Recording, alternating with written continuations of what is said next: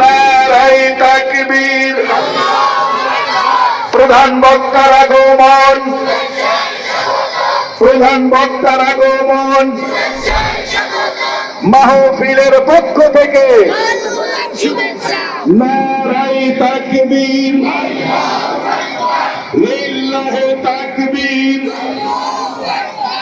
نستغفره ونؤمن به ونتوكل عليه وأشهد أن لا إله إلا الله وحده لا شريك له وأشهد أن سيدنا سندنا حبيبنا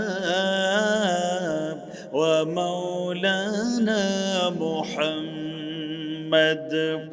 أعوذ بالله من الشيطان الرجيم بسم الله الرحمن الرحيم إن الله وملائكته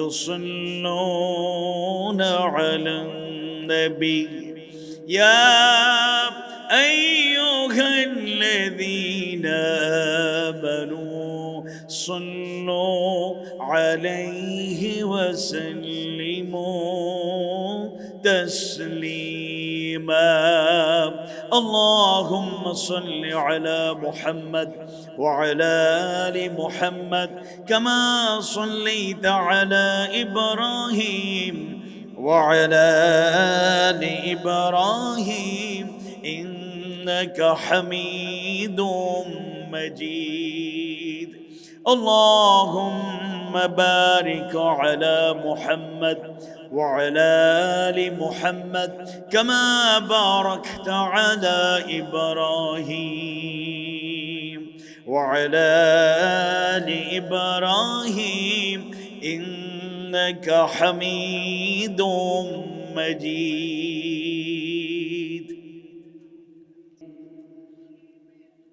ربي زدني علما رب اشرح لي صدري ويسر لي أمري واحلل عقدة من لساني يفقهوا قولي বাংলাদেশের ঐতিহ্যবাহী জেলা, শ্রেষ্ঠ জেলা, ওলিয়া উলিয়া পীর মাশাইখ, তাওহীদ প্রিয় মানুষের প্রিয় জনপদ চট্টগ্রামের গুরুত্বপূর্ণ উপজেলা, শিক্ষা দীক্ষা ইতিহাস ঐতিহ্য ব্যবসা বাণিজ্য, যে উপজেলার যেই জনপদের সুনাম সুখ্যাতি পৌঁছে দিয়েছে বিশ্বময় ঐতিহ্যবাহী লোহাগাড়ার গুরুত্বপূর্ণ জনপদ চরম্বা, ফরেস্ট অফিস গেট ময়দানে পূর্ব রাজঘাটা ফরেস্ট অফিস জামে মসজিদ ও ফোরকানিয়া মাদ্রাসা এবং এলাকাবাসীর উদ্যোগে আমার প্রিয় ভাই হাসান আরমান সহ এক ঝাঁক তরুণ যুবকদের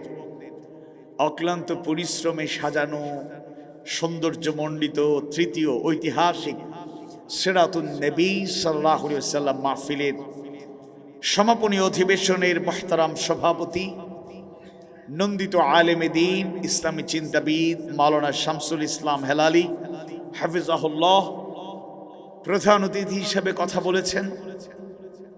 সাতকানিয়া লোহাগাড়াবাসীর প্রাণপ্রিয় নেতা, মাটি ও মানুষের নেতা, তৌহিদ প্রিয় মানুষের প্রাণের স্পন্দন আলহাজ শাহজাহান চৌধুরী সাহেব হাফিজাহুল্লাহ তাফসীর পেশ করেছেন।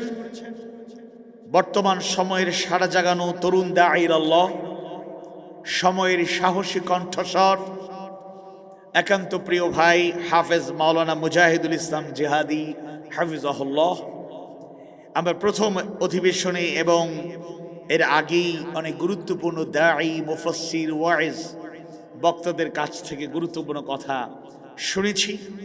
আমন্ত্রিত মেহমানবৃন্দ এবং প্রথম অধিবেশনে চিফ গেস্ট ছিলেন এই জনপদেরই নন্দিত জননেতা, সমাজসেবক, শিক্ষানুরাগী জনাব নাজমুল মুস্তফা আমিন সাহেব সহ সাংবাদিক বন্ধুগণ, মিডিয়া ব্যক্তিত্বগণ, প্রশাসনের বিভিন্ন পর্যায়ের দায়িত্বশীল ব্যক্তিবর্গ, আয়োজক বৃন্দ, উপস্থিত পিতৃতুল্য মুরব্বীবৃন্দ, সন্তানতুল্য স্নেহাস্পদ শিশু কিশোর বৃন্দ, দেশ এবং জাতির ভবিষ্যৎ কর্ণধার, ফিউচার লিডার, তরুণ যুবক ছাত্র ভাইয়েরা, পর্দার আড়ালে, প্যান্ডেলে এবং বাড়িঘরে খাদিজা রাদিয়াল্লাহু আনহা, ফাতিমা রাদিয়াল্লাহু আনহা, আয়েশা সিদ্দিকা রাদিয়াল্লাহু আনহার উত্তরাধিকারী মুমিনা মা বোনেরা, মঞ্চ থেকে, প্যান্ডেল থেকে, রাস্তাঘাটে, দূর দূরান্ত থেকে, যে যেখান থেকে শুনছেন, সোশ্যাল মিডিয়ার মাধ্যমে, দেশ ও প্রবাস থেকে, এলাকার বাহির থেকে, দূরে কিংবা কাছ থেকে, যে যেখান থেকে কথা শুনছেন, মুমিন মুমিনা সবার প্রতি আন্তরিক কৃতজ্ঞতা প্রকাশ করছি। শুকরান, জাযাকুমুল্লাহু খাইরান। ও মুসলিম ভাই বোনেরা, আমার কথাগুলো যারা শুনছেন, ব্যক্তিগত পক্ষ থেকে, আয়োজকদের পক্ষ থেকে অভিনন্দন জানাচ্ছি। Thanks, welcome, congratulation. আপনারা আমাদের কথাগুলো শুনতে বাধ্য নন, কিন্তু এমন একটি দেশে আমরা বসবাস করি যেখানে ধর্ম বর্ণ নির্বিশেষে সবাই আমরা মিলেমিশে এই সোসাইটিতে, এই সমাজে বসবাস করি। এটা আমাদের ঐতিহ্য, এটা আমাদের সামাজিক একটা অনন্য চিত্র, এটাই সৌন্দর্যের একটা বাস্তব নমুনা। আলহামদুলিল্লাহ, আমি মুসলিম ভাই বোনদেরকে জাতির একটি গুরুত্বপূর্ণ সময়ে, দেশের একটি গুরুত্বপূর্ণ টার্নিং পয়েন্ট, একটি গুরুত্বপূর্ণ সময়ে আপনাদেরকে আশ্বস্ত করে বলতে চাই, 54 বছরে আপনারা প্রতারিত হয়েছেন। কথা একেবারে অবাস্তব নয়, মিষ্টি মিষ্টি কথা বলে আপনাদেরকে ধোঁকা দেওয়া হয়েছে। আপনাদের রাইটস, আপনাদের ন্যায্য অধিকার পাওয়ার ক্ষেত্রে কিছু কিছু ব্যত্যয় ঘটেছে, এটা নো ডাউট। এটা নিয়ে আমরা সংশয় করছি না, আমরা একমত পোষণ করছি। আমি আপনাদেরকে আশ্বস্ত করে বলতে চাই, আমরা যে সমাজের স্বপ্ন দেখি, আমরা যে রাষ্ট্রের স্বপ্ন দেখি, একটা ইসলামী বসুন্ধরা, একটা ইসলামিক সোসাইটি, একটা ইসলামী সমাজ, আমরা একটা ইসলামিক স্টেট, একটা ইসলামী রাষ্ট্রের স্বপ্ন দেখি।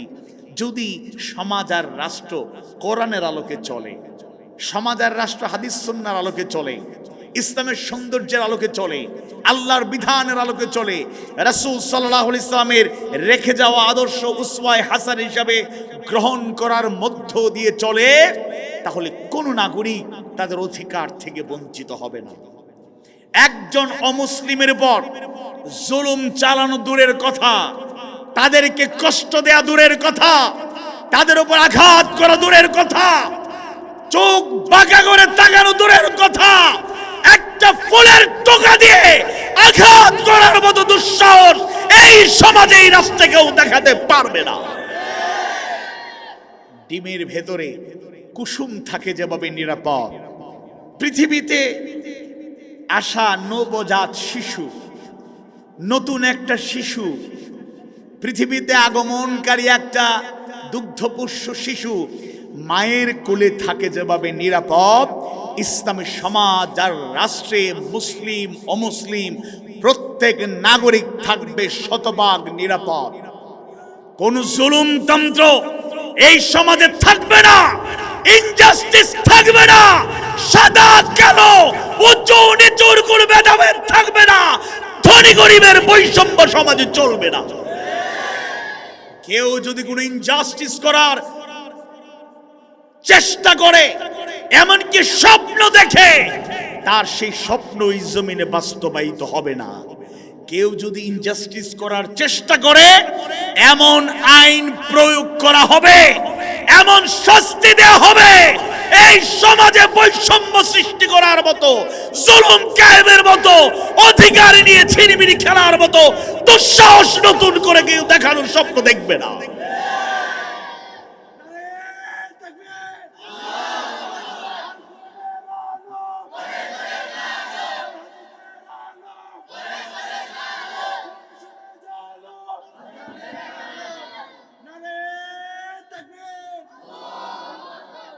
আজকের ঐতিহাসিক সিরাতুন নবী সাল্লাল্লাহু আলাইহি ওয়াসাল্লাম মাহফিল থেকে দোয়া করছি, তিনবারের প্রধানমন্ত্রী, আপসহীন দেশপ্রেমিক নেত্রী হিসেবে সুপরিচিত, দেশের জন্য, মানবতার জন্য যিনি জীবনের শেষ লগ্ন পর্যন্ত চেষ্টা চালিয়ে গিয়েছেন, যার একটা কথা বিশ্বময় ছড়িয়ে পড়েছে, আমার এই দেশ ছাড়া নতুন কোনো ঠিকানা নাই, এই দেশেই জন্ম, এদেশেই আমার মৃত্যু, আল্লাহ কবুল করে নিলেন।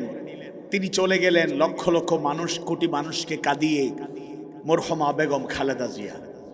31 ডিসেম্বর সৌভাগ্যক্রমে মানিক নিমিয়া অ্যাভিনিউ সংসদ ভবনের পাশেই আমি নিজে সরাসরি অংশগ্রহণ করে, জানাজায় অংশগ্রহণ করে তার জন্য দোয়া করার চেষ্টা করেছি। আল্লাহ তৌফিক দিয়েছেন, আলহামদুলিল্লাহ।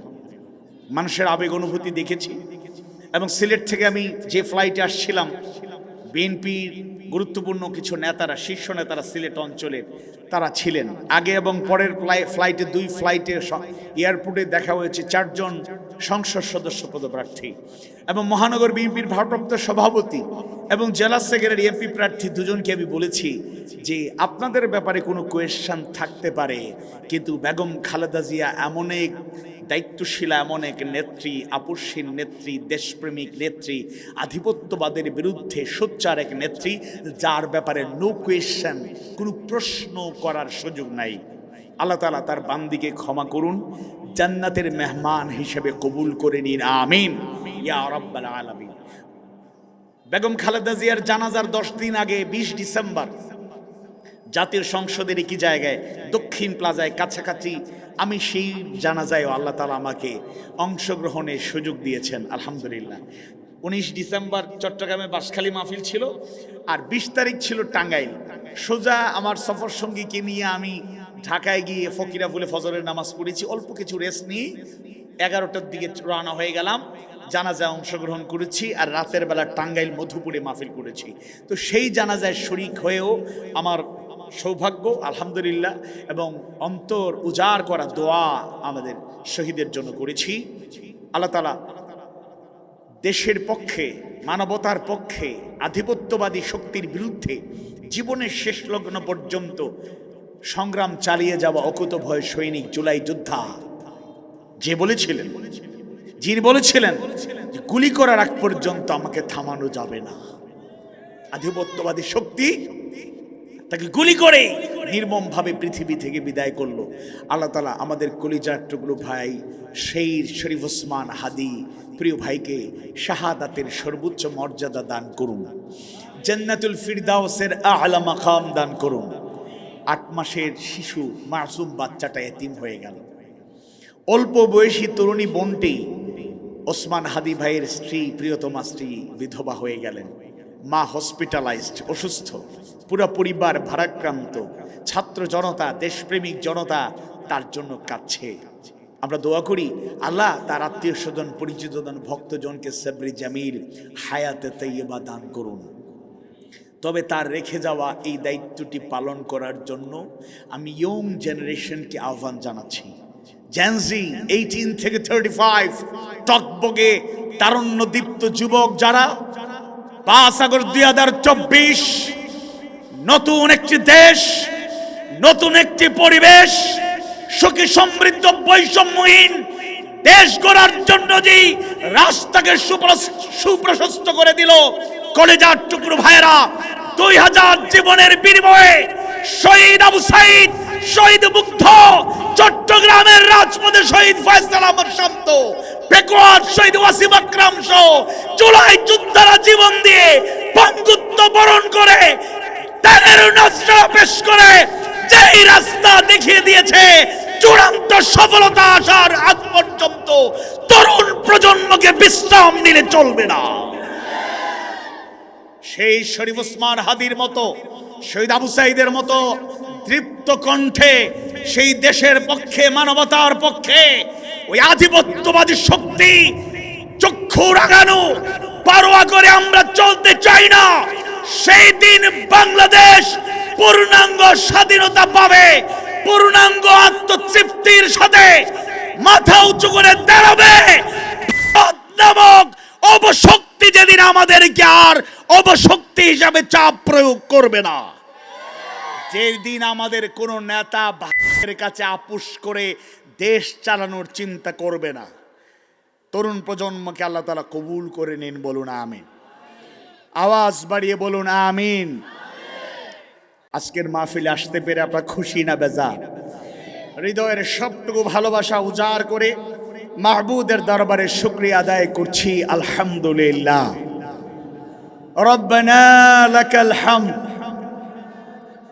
হামদান কাসীরান তাইয়িবান মুবারাকান ফীহ। আল্লাহ তাআলা সবাইকে কবুল করে নিন। বলুন আমিন। এই জনপদেরই এক কৃতি সন্তান আল্লামা নদভী হাফিজাহুল্লাহ, দোয়া করছি আল্লাহ জেলখানায় হেফাজতে রাখুক। ওনারা বদদুয়া করছে, আমরা তো বদদুয়া করতে পারি না, তবে দোয়া করি আল্লাহ জেলখানায় ওই দিন পর্যন্ত রাখুক।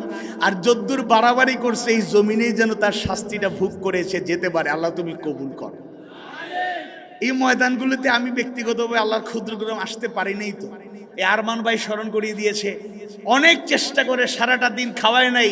ওই চট্টগ্রামের এক বাসায় আর রাখতে রাখতে রাত 8:30টায় বলছেন না, মাহমুদুর রহমান তেলাওয়াত ছাড়াই মাহফিল করেন, হেতে অমুক অমুক তমুক, এইখানে মাহফিল করা যাবে না। অনেক আমাদের সঞ্চালক, উপস্থাপক তিনিও বলেছেন উনি সহ এলাকার মানুষরা কেঁদেছে। আমার মতো ক্ষুদ্র গোলামকে দাওয়াত দিয়েছিলেন, কি হতো আসলে? আসতে দেয় নাই। সাতকানিয়ার এক মাহফিলে আসলাম, সিলেট থেকে ঢাকা, ঢাকা থেকে চট্টগ্রাম। ভাই আমি কিন্তু ওই 2002 সাল থেকে আল্লাহর রহমতে মোটামুটি মোরলেস 2 যুগ হয়ে যাচ্ছে, টুকটাক কথা বলি ছাত্র জীবন থেকে, কিন্তু অগ্রিম কোনো পাথেও সংগ্রহ করি না আল্লাহর রহমতে। নিজের পকেটে টাকা দিয়ে চুলি, পারলে শেষ করে ইনসাফ করে যদি কিছু হাদিয়াটা দিয়ে দেন দিলেন, না নিলেন না দিলেন আল্লাহর রহমতে। অনেকে মহব্বত করে, অনেকে ঠকাঠকি করে পকেট থেকে খরচ করতে, কিছু করার নাই। আমি আসলাম এয়ারপোর্টে নামতে ওসি সাহেবের ফোন। সাতকানিয়া তৎকালীন কে ওসি ছিলেন আমার মনে নাই, তবে লোহাগাড়ার ওসি শাহজাহান সাহেবের কথা মনে আছে, ওনার কিস্সাটা একটু পরে বলি। যাই হোক, সাতকানিয়ার ওসি সাহেব, এসি সাহেব দুইজন মিলে ফোন দিয়ে বলতেছেন হুজুর আপনি কোথায়? আমি তো এয়ারপোর্টে। হুজুর আপনি সিলেটে চলে যান। আমি কেন? না এখানে মাহফিল করলে আপনি আসলে তো অ্যারেস্ট করা হবে। তা আমি বললাম অ্যারেস্ট করবেন ঠিক আছে, কিন্তু আপনি তো আমাকে দাওয়াত দেন নাই, আপনি বিদায় দেওয়ার কে? বলছে হুজুর কি বলেন? না বলছি আপনি তো আমাকে দাওয়াত দেন নাই। স্ট্রেট ফরওয়ার্ড কথা আমরা বলি ভাই, কারণ রাসূল আমাদেরকে শিখিয়ে গিয়েছেন কুলিল হক ওয়া ইন কানা মুররা, সত্য বলো, সত্য প্রকাশ করো যদিও তা তিক্ত হয়। ওসি আর এসি সাহেবকে বললেন দাওয়াত তো আপনারা করেন নাই, কমিটির সাথে কথা বলে পরে আপনারা জানবেন সিদ্ধান্ত। কমিটি তো থানাতেই বসা। বলে ঠিক আছে কথা বলি। এখন দেখা যায় কমিটির সদস্যরা অসহায়, তাদের অস্ত্রের মুখে, প্রেসারের মুখে ওই বড় বড় নেতা নদভী সাহেব আর তার চেলা চামুন্ডা কিছু ছিল, এদের কারণে এরা অসহায়। তাদেরকে সালাম জানিয়ে আমি বিদায় নিয়ে চলে গেলাম। পকেটের 18,000 টাকা খরচ হয়েছে, কমিটি 1 টাকা দেয় নাই, আফসুস নাই। আর ওসি শাহজাহান সাহেব 18 সালের 4 ফেব্রুয়ারি জনকল্যাণে একটা মাহফিল ছিল। প্রথমে ওয়াজ শুনে কয় আমি হুজুরের ওয়াজ শুনতে চাই। আরে বাপরে, ভক্ত লোক। কিছুক্ষণ পরে ওনারা খাওয়া দাওয়া ওনার বিদায় দিল, কিন্তু ওনার চেলা চামুন্ডারা বসেছিল ওই মাহফিলের পরে 2-3 বছর আমাকে ঢুকতেই দেয় নাই। সুন্দর করে থানায় একটা তালিকা ছিল, এর মধ্যে ওয়ান অফ দ্যাম আমিও একটু শীর্ষস্থানীয় নাম ছিলাম, কেন জানি না। শুধু হকের কথা বলার কারণেই এরা কোরআনের আওয়াজ এই জমিনে বন্ধ করার জন্য আমাদের কণ্ঠকে স্তব্ধ করার চেষ্টা করেছে। এই জমিনে একটা কণ্ঠ স্তব্ধ করলেই কোরআনের আওয়াজ স্তব্ধ করতে পারবেন কেউ? ইউরিদুনা লিইউতফিউ নূরাল্লাহি বিআফওয়াহিহিম ওয়াল্লাহু মুতিম্মু নূরিহি ওয়ালাউ কারিহাল কাফিরুন। শুনে রাখুন লোহাগড়াবাসী, চরম্বাবাসী, শুনে রাখুন আল্লাহর ফয়সালাই চূড়ান্ত। চাইলেই মুখের ফুৎকারে অপচেষ্টা চালিয়ে আল্লাহর আলোকে তার কোরআনের বাণীকে স্তব্ধ করা যাবে না। কারণ এই আলোকে সরাসরি যিনি উচ্চকিত রাখবেন বলুন তো তিনি কে? ওয়ামাকারু ওয়ামাকারাল্লাহ ওয়াল্লাহু খায়রুল মাকিরিন। যুগে যুগে ষড়যন্ত্রকারীরা ষড়যন্ত্র করেছে, চক্রান্ত করেছে, আর আল্লাহর একটা পরিকল্পনা থাকে, যার পরিকল্পনা জমিনে কার্যকর হয়। আবারও আওয়াজ বাড়িয়ে বলুন তো তিনি কে? এজন্য একটা কণ্ঠ স্তব্ধ করবেন, আরো 10টা কণ্ঠে কোরআনের আলো ছড়িয়ে যাবে। 10টা কণ্ঠ স্তব্ধ করবেন, শতাধিক কণ্ঠে কোরআনের আলো ছড়িয়ে যাবে। শত কণ্ঠকে স্তব্ধ করতে চাইবেন, হাজারো কণ্ঠে কোরআনের আলো ছড়িয়ে যাবে। হাজার কণ্ঠ স্তব্ধ করতে চাইবেন, লাখো কণ্ঠে, কোটি কণ্ঠে। প্রত্যেকটা শ্রোতারা এক একজন বক্তা হয়ে বাল্লিগু আন্নি ওয়ালাউ আয়া, রাসূল শিখায় গেলেন, জানায় গেলেন, একটা আয়াত জানলেও অন্যের কাছে পৌঁছে দাও। তখন শ্রোতারাই নিজেরা বক্তা হয়ে door to door, man to man দাওয়াত পৌঁছায় দেবে। কোরআনের দাওয়াত বন্ধ হবে? আওয়াজ বাড়িয়ে দিন, বন্ধ হবে। আমাকে যে বিষয় দেয়া হচ্ছে আগে শুরুতেই বলি, ভুল বুঝার কারণ নেই। জিহাদ মানেই মারামারি, কাটাকাটি, যুদ্ধ, বিগ্রহ নয়। দুটা ভুল ধারণা আছে। কিছু লোক আছে জিহাদ শুনলেই আগে স্লিপ দিয়ে দিয়ে, হুজুর সব বলেন, জিহাদ দিয়ে কিছু না বললে ভালো হয়। নাউযুবিল্লাহ, মূর্খের জাত, 100% অজ্ঞ, মূর্খ, ইগনোরেন্স, অজ্ঞতা তাকে চেপে বসেছে। মূর্খের লোক দুনিয়ার সব জ্ঞান জানে, কোরআনের এই মৌলিক জ্ঞানটুকু তার নাই। একটা হলো এই জিহাদ শুনলেই ভয় পাওয়ার কারণ নাই, মিসকনসেপশন রাখার দরকার নাই। আর কিছু লোক আছে আবার বাংলাদেশে মাঝে মাঝে, এখন ইদানিংকালে তাদের খবর পাওয়া যাচ্ছে না, কিছু লোক আছে জিহাদ শুনলে উত্তেজিত হয়ে যায়, বোমা মেরে ইসলাম কায়েম করতে চায়। জঙ্গিবাদের সাথে ইসলামের কোন সম্পর্ক আছে? কথা বলে না। সম্পর্ক আছে। জঙ্গিবাদ আর জিহাদ এক নয়, জঙ্গি আর মুজাহিদ এক নয়। বহুদিন গিয়েছে আমরা দিনের মুজাহিদ এই কথা বলা যায় না। দিনের মুজাহিদ বললে মনে করে জঙ্গি। জিহাদ আর জঙ্গিবাদ এক নয়, মুজাহিদ আর জঙ্গি এক নয়। জিহাদ মানে উত্তেজিত হয়ে বোমা মেরে ইসলাম কায়েম করার নীতি আল্লাহ শিখান নাই, রাসূল বলে যান নাই। আর জিহাদ মানে এটাকে অবজ্ঞা করার কোনো চান্স নাই।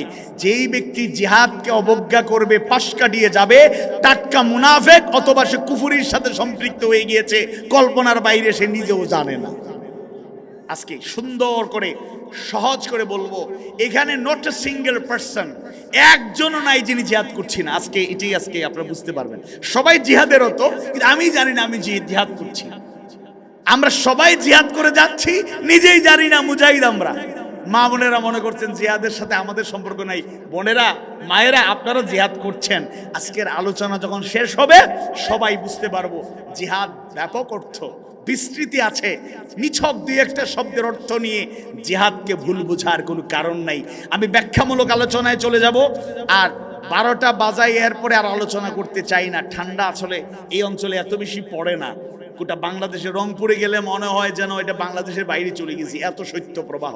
সিলেটও আপনাদের থেকে আর একটু বেশি ঠান্ডা, রাজশাহীতে আপনাদের থেকে অনেক বেশি ঠান্ডা। চট্টগ্রামের লোকেরা অনেকেই ঠান্ডা অনুভব করে না। এবার মোটামুটি কি কয়েকদিন অন্তত একটু টের পাচ্ছেন, কি বলেন? তো এই হিসাবে আমি 12টাতেই ইনশাআল্লাহ কম বেশি আলোচনা শেষ করে দেওয়ার চেষ্টা করব, অল্প সময় দোয়া করে যাব। দেখুন, অভিধানে জিহাদের 8টা অর্থ আমি আপনাদেরকে শোনাই। প্রথমে শাব্দিক অর্থ, এরপরে সহজ ব্যাখ্যা, এরপরে আমি আপনাদের বুঝিয়ে দেব 5টা কাজের নাম হলো জিহাদ। এই কাজগুলো ক্রমান্বয়ে কম বেশি আমরা করছি, আর যারা করছি না এই কাজগুলো স্টেপ বাই স্টেপ করতে পারলে আমরাও মুক্তি পাবো, সমাজ রাষ্ট্র সংশোধিত হবে, আখেরাতে আমরা সবাই মিলে আল্লাহ চাইলে জান্নাতে বসবাস করব। আল্লাহ তুমি কবুল করো। অভিধানে জিহাদের অনেকগুলো অর্থ, যেমন জিহাদের অর্থ হলো আল জাদ্দু, প্রচেষ্টা ব্যয় করা, আর তোয়াকাতু, কঠোর সাধনা করা, আস-সা'য়ু চেষ্টা করা, আল মুশাক্কাতু কষ্ট বহন করা, বাযলুল কুওয়াতি আন-নিহায়াতু ওয়াল গায়াতু শেষ পর্যায়ে পৌঁছা, আল আরদুল সুলবা মানে শক্ত ভূমি, আল কিফাহ মানে সংগ্রাম করা। তাহলে এখানে যে অর্থগুলো আছে অধিকাংশ যুদ্ধের সাথে যাচ্ছে না, তবে হ্যাঁ আমরা ব্যাখ্যা করব যুদ্ধ জিহাদের অংশ, তবে কখন এটা করব সেটাও জানিয়ে দেব। পারিভাষিক অর্থে যেমন শারহুল ইকায়া হানাফি অনুসারী যারা, তাদের একটা শ্রেষ্ঠ কিতাব, সেই কিতাবের গ্রন্থকার জিহাদের অর্থ দিয়েছেন দুইটা পারিভাষিক অর্থ। আল জিহাদ হুয়া দুআউ ইলা দ্বীনিল হক ওয়াল কিতালু মান লাম ইয়াকবালহু। দুইটা অর্থ বলেছেন। জিহাদ মানে হলো সত্য দিনের প্রতি আহ্বান করা, দাওয়াত দেওয়া, ডাকা, আর তারা যারা এটা মানে না, অগ্রাহ্য করে, অবহেলা করে, বিরোধিতা করে, তাদের বিরুদ্ধে জিহাদ করা, চূড়ান্ত লড়াই করা, এই হলো জিহাদের সংজ্ঞা। আসুন সহজ করে বলে দিই, 5টা কাজের নাম হলো জিহাদ। কয়টা কাজের নাম? প্রথমে মনে রাখার জন্য বলি, এরপরে ব্যাখ্যা করবে। 5টা কাজের নাম হলো জিহাদ। 1 নম্বরে দাওয়াত। 1 নম্বরে দাওয়াত, লোকদেরকে কোরআনের দিকে ডাকা, হাদিস সুন্নাহর দিকে ডাকা, আল্লাহর দিকে ডাকা, রাসূলের দিকে ডাকা, জান্নাতের দিকে ডাকা, জাহান্নামের আগুন থেকে বাঁচানোর জন্য বলে দেওয়া, দাওয়াত দেওয়া, বুঝানো, এটা হলো 1 নম্বর জিহাদ। এই কাজটাকে আমরা কম বেশি করি না?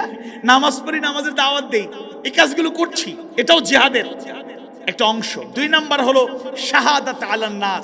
শুধু ডাকলেই চলবে না, বাস্তব জীবনে ইসলামের প্রতিচ্ছবি হতে হবে, ইসলামের অনুসারী হইতে হবে। শুধু কথা দিয়ে মিষ্টি মিষ্টি দাওয়াত দিলে চলবে না, আমলি জিন্দেগিতে আমরা মুজাহিদ হিসেবে নিজেকে তুলে ধরবো, নিজেদেরকে প্রকৃত মুসলমান হিসেবে গড়ে তুলবো।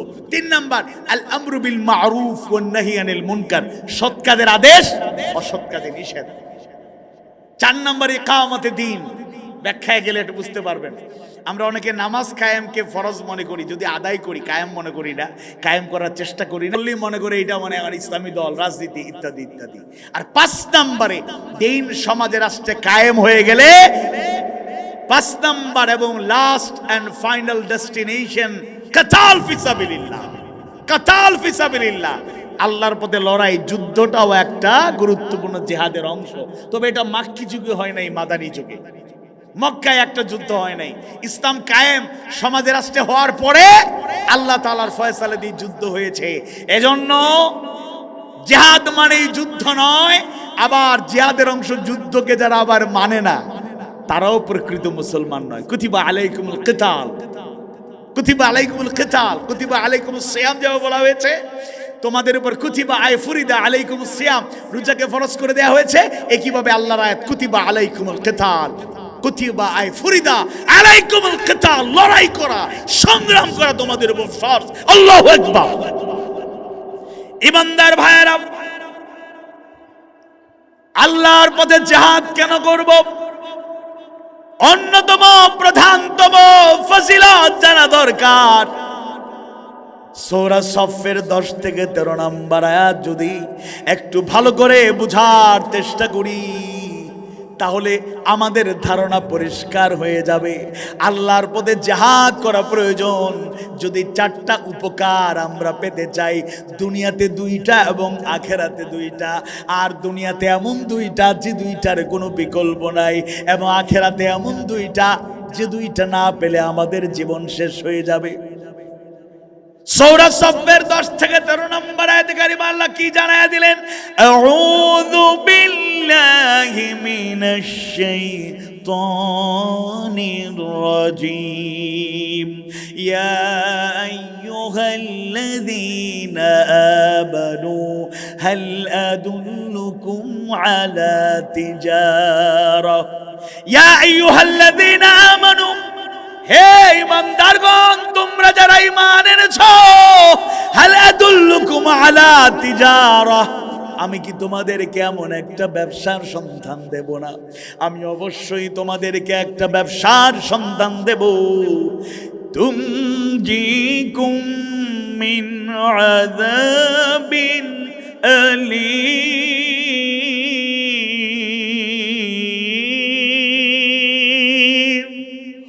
যা তোমাদেরকে জাহান্নামের মর্মন্তুদ আযাব থেকে পরিত্রাণ দেবে। আল্লাহ বলছেন আমি আমার একটা ব্যবসার সন্ধান দেব যা তোমাদের জাহান্নামের মর্মন্তুদ আযাব থেকে পরিত্রাণ দেবে। তাইলে 1 নাম্বার আখিরাতে জাহান্নামের আগুন থেকে বাঁচতে চাইলে এবার 11 নম্বর আয়াতে আল্লাহ দুইটা পুঁজির কথা বলছেন। নাম্বার 1, তুমিনুনা বিল্লাহি ওয়া রাসূলি, তোমরা আল্লাহ এবং তার রাসূলের প্রতি ঈমান আনবে। আর 2 নাম্বার পুঁজি হলো ব্যবসার প্রধানতম মূলধন হলো ওয়া তুজাহিদুনা ফি সাবিলিল্লাহি বিআমওয়ালিকুম ওয়া আনফুসিকুম, তোমরা আল্লাহর পথে জান এবং মাল দিয়ে জিহাদ করবে। আল্লাহু আকবার। যালিকুম খায়রুল লাকুম ইন কুনতুম তা'লামুন,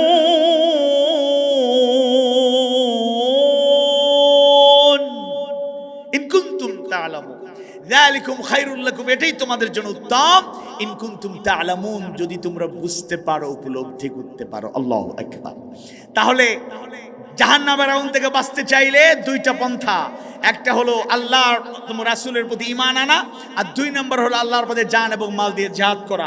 এরপরে দেখেন কি ফজিলত আছে, ইয়াগফির লাকুম যুনুবাকুম, এই 2টা কাজ করলে, আল্লাহর প্রতি এবং তার রাসূলের প্রতি ঈমান আনলে এবং আল্লাহর পথে জান এবং মাল দিয়ে জিহাদ করলে, দুনিয়ার প্রথম ফায়দা ইয়াগফির লাকুম যুনুবাকুম, তোমাদের গুনাহ খাতা মাফ করে দেয়া হবে। সুবহানাল্লাহ। একটা পাইলাম আখিরাত, জাহান্নামের আগুন থেকে বাঁচা যাবে, আর দুনিয়ার জন্য একটা পাইলাম, গুনাহ খাতা মাফ হয়ে যাবে। এবার 3 নাম্বার আর আখিরাতের 2 নাম্বার মুনাফার কথা আল্লাহ তাআলা জানায় দেন, ويدخلكم جنات تجري من تحتها الأنهار ومساكن طيبة في جنات عدن، ذلك الفوز العظيم।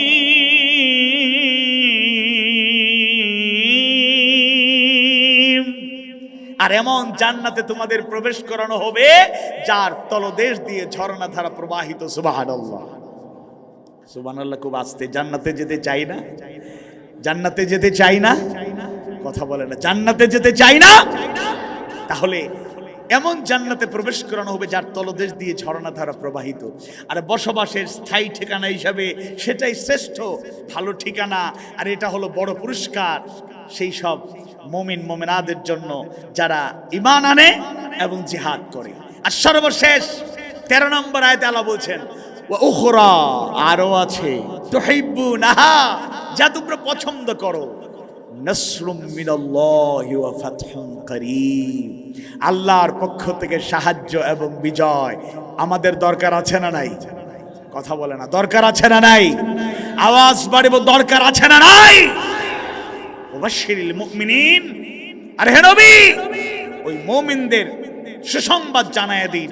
তাহলে যদি জাহান্নামের আগুন থেকে বাঁচতে চাই আর জান্নাতে যেতে চাই, গুনাহ খাতা মাফ করাতে চাই, আর দুনিয়ার জীবনে আল্লাহর সাহায্য আর তার পক্ষ থেকে বিজয় চাই, তাহলে 2টা কাজ করতেই হবে। আল্লাহ তার রাসূলের প্রতি ঈমান আনতে হবে। সেই ব্যাখ্যায় আমি যাচ্ছি না, যেহেতু আজকের টপিক জিহাদ ফি সাবিলিল্লাহ। 2 নম্বরে আল্লাহর পথে জান এবং মাল দিয়ে জিহাদ করতে হবে। দেখুন 15.5 বছরে সবাই না হলে অনেক লোকে তো কষ্টে ছিলেন।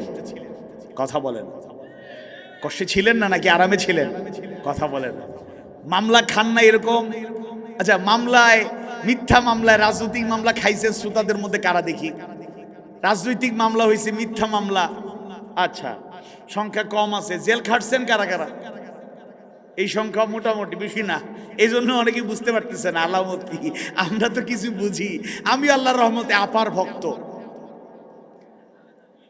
আপা চিনেননি? মুদির বান্ধবী। ভবিষ্যৎবাণী তো আমরা করতে পারি না, আল্লাহ তাআলাই ভালো জানেন, কিন্তু মন বলে আপা আসবে, শীঘ্রই আসবে। আপা আসবে। মুদি সাহেব বেশি দিন রাখতে পারবে না, রাখতে চাইলে নিজের ক্ষমতা থাকবে না, নিজের ক্ষমতা থাকবে না ইনশাআল্লাহ। এজন্য আপার কাছে কৃতজ্ঞ, সরকারি কিছু টাকা আমার পেছনে খরচ করছে। জেলখানায় কয়দিন পরে পরে নিয়ে যায়, 3 বার জেলে ছিলাম আলহামদুলিল্লাহ। তো এমনি বাইরে বাইরে সফরে সফরে থাকতে গেলে আবাদত গুন্দিগি নফল আবাদত কম হয়, সত্যি কথা। তাহাজ্জুদ কিয়ামুল লাইল খুব কম হয়, এটা নো ডাউট, এটা বলছি একেবারে ওপেনলি বলছি। এটা আমাদের সফর করতে করতে ক্লান্ত হয়ে যায়, সেইভাবে খুশু খুদুর সাথে আন্তরিকতার সাথে নফল আবাদত করতে পারি না। কিন্তু জেলখানায় যতদিন ছিলাম, আপনাদের উৎসাহ দেওয়ার জন্য বলছি, আল্লাহর রহমতে নামাজ কাজা দূরের কথা, তাহাজ্জুদও কোনোদিন আল্লাহর রহমতে যারা ছিল, আমি শুধু একা না, মিস হয় নাই আলহামদুলিল্লাহ। এই জন্য আপার জন্য একটু দোয়া করা যায় না? আল্লাহ তাড়াতাড়ি তাকে পৌঁছে দিন, ট্রাইব্যুনালের রায় হয়ে গেছে, তাড়াতাড়ি কার্যকর হোক। আল্লাহর রহমতে অনেক লোক হাত তুলে রাখো, মামলা খায় নাই, সব কি ওই শুধু শাহজাহান চৌধুরী সাহেব এদেরকে দিচ্ছে নাকি?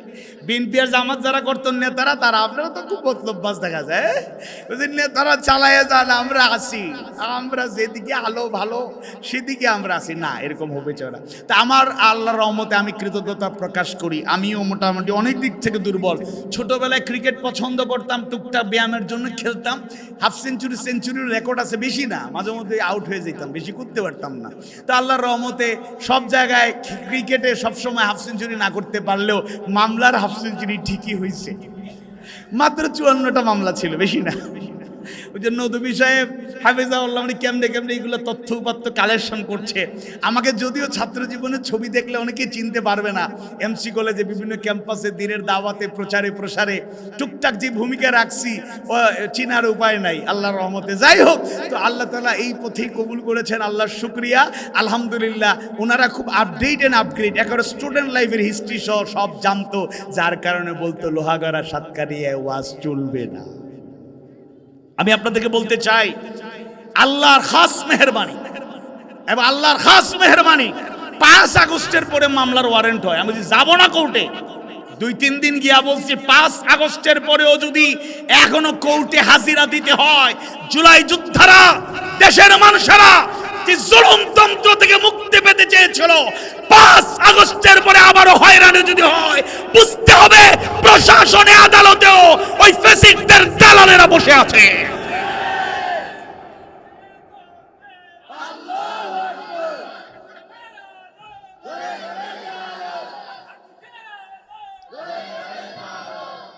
ফেব্রুয়ারিতে নির্বাচন হবে, তখন যখন নিরপেক্ষ নির্বাচনের পরিবেশ হবে, ডক্টর হামিদুর রহমান আজাদের সেই মনোনয়ন বাতিল হওয়ার পরে যেই সব কর্মকর্তারা হাততালি দিয়েছে, নো ডাউট এরা সেই সব ফ্যাসিস্টদের দালাল।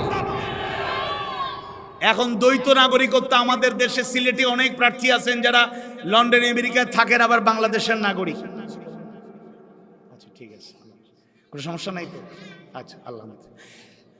দ্বৈত নাগরিক, আইন বুঝে না, ল জানে না, এক জায়গায় বলে নির্বাচন করতে পারবেন, আর এক জায়গায় বলে তোমারটা বাতিল, বাট হয় কিন্তু কেন? আইনই জানে না। কুড়িগ্রাম 3 আসনের ব্যারিস্টার মাওলানা সালেহী, তিনি একজন সজ্জন, ভদ্র, স্মার্ট, মেধাবী একজন ব্যক্তিত্ব, একজন ভদ্র মহিলা। তিনি তার নামটা ঘোষণা করে বলছেন তার নমিনেশন বাতিল বলে উঠে যাচ্ছেন, কোনো যুক্তি তর্ক শুনতে চাচ্ছেন না। তথ্য উপাত্ত কালেকশন করে দেখা গেল, সন্দেহ নাই তিনি ওই দালালদেরই অংশ। তো এরকম চললে তো চলবে না। তো যাই হোক, আমি যে সিনারিওটা তুলে ধরতে চেয়েছি সেটা হলো, কঠিন সময়ে যেই জগদ্দল পাথর আমাদের উপর চেপে বসেছিল, বলুন তো এই জগদ্দল পাথর থেকে, জুলুম থেকে যিনি আমাদের সাহায্য করলেন, বিজয় দিলেন, তিনি কে? আওয়াজ বাড়িয়ে বলুন, তিনি কে? নাসরুম মিনাল্লাহি ওয়া ফাতহুন করিব। আজকে ফিলিস্তিনের মুসলমানরা টের পায় আল্লাহর সাহায্য আর তার পক্ষ থেকে বিজয়ের কত দরকার। গাজাবাসীর অসহায় গাজাবাসী আন্তরিকভাবে কামনা করে, তারা দোয়া করে, আল্লাহর কাছে সাহায্য চায়। তারা জানে সাহায্যের কত দাম। আল্লাহর সাহায্য বিজয় ছাড়া শুধু ওই দিক জুলুমতন্ত্র না, ব্যক্তিগতভাবে বলুন তো, আল্লাহর সাহায্য, রহমত, করুণা না থাকলে একটা কদম অগ্রসর করতে পারবেন? একটা কদম অগ্রসর হতে পারবেন? এজন্য জাহান্নামের আগুন থেকে বাঁচতে চাইলে, জান্নাতে যেতে চাইলে, এটা আখিরাত, দুনিয়াতে গুনাহ খাতা মাফ করাতে চাইলে, আর যদি আমরা আল্লাহর সাহায্য এবং বিজয় তার পক্ষ থেকে চাই, দুইটা কাজ করতে হবে। আল্লাহ তার রাসূলের প্রতি প্রকৃত ঈমানদারের কাতারে শামিল হয়ে ঈমান আনতে হবে, আর 2 নম্বরে আল্লাহর পথে জান এবং মাল দিয়ে জিহাদ করতে হবে। আবু যর গিফারি রাদিয়াল্লাহু আনহু থেকে বর্ণিত সেই হাদিস আশা করি কম বেশি সবার জানা। তিনি আল্লাহর রাসূলকে জিজ্ঞাসা করলেন, আইয়ুল আ'মালি আফদাল, হে আল্লাহর রাসূল সর্বোত্তম আমল কোনটি? আল্লাহ রাসূল বললেন, কালা, আল্লাহ রাসূল বললেন, আল ঈমানু বিল্লাহি ওয়া জিহাদিন ফি সাবিলি ওয়া জিহাদুন ফি সাবিলিল্লাহ ওয়া জিহাদি। দুইটা কথা বললেন, আল ঈমানু বিল্লাহ, আল্লাহর প্রতি ঈমান আনা, ওয়া জিহাদিন ফি সাবিলিল্লাহ, আর আল্লাহর পথে জিহাদ করা, অর্থাৎ এটাই হলো সর্বোত্তম আমল। একটা হলো আল্লাহর প্রতি ঈমান আনা এবং 2 নাম্বার হলো জিহাদ। জিহাদ মানে মারামারি, কাটাকাটি, যুদ্ধ বিগ্রহ নয়। অভিধান থেকে একটা অর্থ আপনাদের শোনালাম, পারিভাষিক একটা অর্থ জানালাম। রাসূলের 23 বছরের নবুয়তি জিন্দেগি গভীরভাবে যদি আমরা স্টাডি করি, রিসার্চ করি, তাহলে আমরা পরিষ্কার ধারণা পেয়ে যাব জিহাদের কাজ হলো 5টা। কয়টা? জিহাদের কাজ কয়টা? 1 নাম্বার কাজ হলো দাওয়াত। আল্লাহর রাসূলকে যখন 40 বছর পূর্ণ হওয়ার পরে নবুয়তির দায়িত্ব দেয়া হলো, হেরা গুহায় ধ্যানমগ্ন থাকা অবস্থায় আয়াতে কারিমা নাজিল হয়ে গেল, বিসমিল্লাহির রহমানির রহিম, ইকরা বিসমি রাব্বিকাল্লাযী খালাক, খালাকাল ইনসানা মিন আলাক, ইকরা ওয়া রাব্বুকাল আকরাম, আল্লাযী আল্লামা بالقلم علم الإنسان ما لم يعلم।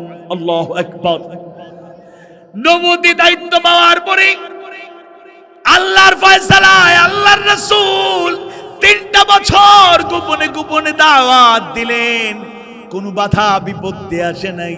এটাই ছিল 1 নাম্বার জিহাদ। 1 নাম্বার জিহাদ দাওয়াতটা 3 ভাগে বিভক্ত হয়ে গেল। 1 নম্বরে 3 বছরে গোপনে গোপনে দাওয়াত, আবার যখন প্রকাশ্যে দাওয়াতের ঘোষণা চলে আসলো, আল্লাহর রাসূল উঁচু জায়গায়, পাহাড়ের উঁচু জায়গায় দাঁড়িয়ে আল্লাহর নির্দেশে লোকদেরকে জড়ো করার জন্য ডাকলেন। সবাহা সবাহা বলে যখন ডাকলেন, মক্কার লোকগুলো, তার আশপাশের লোকগুলো জড়ো হয়ে গেল। 3 বছর গোপনে দাওয়াত, এবার আল্লাহর ফয়সালা আর গোপনে দাওয়াত নয়, এবার প্রকাশ্যে দাওয়াত শুরু করো। এবার প্রকাশ্যে দাওয়াত শুরু হয়ে গেল। সব লোককে ডাকলেন, সবাই একত্রিত হয়ে গেল। আল্লাহর রাসূল তো সেই মহান ব্যক্তিত্ব, যিনি নবুয়ত পাওয়ার আগে আরবের মানুষের হৃদয়ে জায়গা করে নিলেন। দুনিয়ার যেই প্রান্তে তিনি চলে গিয়েছেন, তার পরিচয় সবার কাছে জানা হয়ে গেল। সব লোকেরা দেখলো মুহাম্মদ এমন এক মহান ব্যক্তিত্ব, যার জবান থেকে একটা বারের জন্য মিথ্যা বের হয় নাই। ওই আরবের লোকেরা, ওই মক্কার লোকেরা নিজেরাই কথায় কথায় মিথ্যা বলতো। আল্লাহ রাসূলের সত্যবাদিতা দেখে মুগ্ধ হয়ে লোকগুলো বলেছিল, মুহাম্মদ তুমি শুধু মুহাম্মদ নও, তুমি আস-সাদিক, তুমি সত্যবাদী। সাতকানিয়া লোহাগাড়ার ব্যবসায়ী ভাইরা শোনেন, ওয়াহাল্লাল্লাহুল বাইআ, আর আল্লাহ ব্যবসাকে হালাল করেছেন। ব্যবসার ক্ষেত্রে আপনাদের সুনাম সুখ্যাতি শুধু বাংলাদেশের সীমানায় নয়, দুনিয়াব্যাপী ছড়িয়ে পড়েছে। মক্কা মদিনায় যেখানেই যাই না কেন, সাতকানিয়া লোহাগড়া চট্টগ্রাম, বৃহত্তর চট্টগ্রামের লোকেরা ছড়িয়ে পড়েছে। পৃথিবীর বিভিন্ন জায়গায় ব্যবসা বাণিজ্য করে সুনাম সুখ্যাতি অর্জন করেছে। আল্লাহর রাসূল ছোটবেলা থেকে ব্যবসায়ী, চাচার সাথে ব্যবসা করতে করতে এক পর্যায়ে নিজেও ব্যবসায়ী হয়ে গেলেন। আরব সফর করলেন, ইয়েমেন, বাসরা, মিশরে সফর করলেন। তার আমানতদারিতা, অ্যাকাউন্টেবিলিটি স্বচ্ছতা ঠকানোর চিন্তা নাই, ধোঁকা দেওয়ার প্রতারণার চিন্তা নাই। লোকগুলো যারা তার সাথে লেনদেন করলো সবাই এক বাক্যে জানায়া দিল, মুহাম্মদ তুমি শুধু মুহাম্মদ নও, মুহাম্মদ আপনি শুধু মুহাম্মদ নন, আপনি আল আমিন, আপনি বিশ্বস্ত। সুবহানাল্লাহ। as-সাদিক আল আমিন, সত্যবাদী আমানতদার। আরবের মাঝে চারিত্রিক সৌন্দর্যের দিক থেকে তার সাথে তুলনা করার মতো কেউ ছিল না। এত মহান ব্যক্তিত্ব, সবার হৃদয়ে যার জায়গা ছিল। আল্লাহ রাসূল প্রকাশ্যে দাওয়াত যখন শুরু করলেন, সবাইকে যখন বুঝিয়ে মূল কথাটা বললেন, আনিউবুদুল্লাহ ওয়াজতানিবুত তাগুত, গোলামি করতে হবে একজনের। বলুন তো তিনি কে? আওয়াজ বাড়িয়ে বলুন তিনি কে? আওয়াজ বাড়িয়ে বলুন তিনি কে? মূর্তির পূজা করা যাবে না, চন্দ্রের পূজা করা যাবে না, দেবতার পূজা করা যাবে না। এক আযীম সত্তা আল্লাহর গোলামি গ্রহণ করে নিতে হবে। যে মানুষগুলো মুহাম্মদ সাল্লাল্লাহু আলাইহি ওয়াসাল্লামকে এত ভালোবাসতো, এত পছন্দ করত, যারা আপন ছিল তারা পর হয়ে গেল, যারা কাছের ছিল দূরে চলে গেল, যারা বন্ধু ছিল শত্রুতে রূপান্তরিত হয়ে গেল। আবু লাহাব চিৎকার করে বলল, তাব্বাল্লাকা ইয়া মুহাম্মদ আলিহাযা জামাআতানা, হে মুহাম্মদ তুমি ধ্বংস হও, এজন্য কি একত্রিত করেছো? নাউযুবিল্লাহ। রাসূল শুধু দিনের দাওয়াত দিলেন, আল্লাহর গোলামির দাওয়াত দিলেন, এটা জিহাদের এক নাম্বার কাজ। মক্কার প্রকাশ্যে দাওয়াত শুরু হওয়ার পরে 10টা বছর অত্যন্ত চ্যালেঞ্জিং ছিল। ভালো করে শুনুন, মনোযোগ দিয়ে শুনুন। নির্যাতন নিপীড়ন এসেছে। সুমাইয়া রাদিয়াল্লাহু আনহা শাহাদাতের পেয়ালা পান করেছেন। ওই সময় দাওয়াত অব্যাহত ছিল, কোনো যুদ্ধের ডাক আসে নাই। আল্লাহ রাসূল নামাজরত অবস্থায় সিজদায় গিয়েছেন, উটের নাড়ি ভুড়ি তার পিঠে চাপিয়ে দেওয়া হয়েছে। শ্বাসরোধ করে আল্লাহ রাসূলকে দুনিয়ার থেকে বিদায়ের চেষ্টা চালানো হয়েছে। আমাদের মাওলানা মুজাহিদুল ইসলাম জিহাদি তায়েফের ঘটনা বলেছেন, তায়েফে আল্লাহর রাসূল শুধু দাওয়াত দেওয়ার জন্যই গেলেন, ব্যক্তি স্বার্থের কথা বলেন নাই, দুনিয়াবি কোনো লোভ লালসার নেতৃত্ব কর্তৃত্বের কথা বলেন নাই। এক আল্লাহর গোলামীর দাওয়াত দিলেন। তারা স্বাভাবিকভাবে বিদায় দেয় নাই। আল্লাহ রাসূলের পবিত্র দেহখানা পাথরের আঘাতে রক্তাক্ত করে তাকে নির্মমভাবে বিদায় দিয়েছে। ইমানদার ভাইয়েরা মনে রাখবেন, আমরা যারা জিহাদ করতে চাই, এক নাম্বার কাজ হলো দাওয়াত। একটা আয়াত জানলে অন্যের কাছে পৌঁছে দিতে হবে। বাল্লিগু আন্নী ওয়ালাউ আয়া, রাসূল জানিয়ে গেলেন, শিখিয়ে গেলেন, আমার পক্ষ থেকে একটা আয়াত জানলে অন্যের কাছে পৌঁছে দাও। সূরা হামিম আস-সাজদার 33 নম্বর আয়াত কারিমায় দাওয়াতি কাজের গুরুত্ব, দাঈল আল্লাহর মর্যাদা এবং করণীয় সম্পর্কে আল্লাহ তাআলা জানায়া দেন, ওয়া মান আহসানু ক্বাওলাম মিম্মান দাআ ইলাল্লাহি ওয়া আমিলা সালিহান ওয়া ক্বালা ইন্নানি মিনাল মুসলিমিন। আর তার কথার চাইতে উত্তম কথার কার হতে পারে? যে মানুষকে আল্লাহর দিকে ডাকে, শুধু ডাকে না, ওয়া আমিলা সালিহা, আমলে সালেহ করে, নেক আমল করে, ওয়া ক্বালা ইন্নানি মিনাল মুসলিমিন, আর ঘোষণা করে বলে নিশ্চয়ই আমি মুসলমানের অন্তর্ভুক্ত।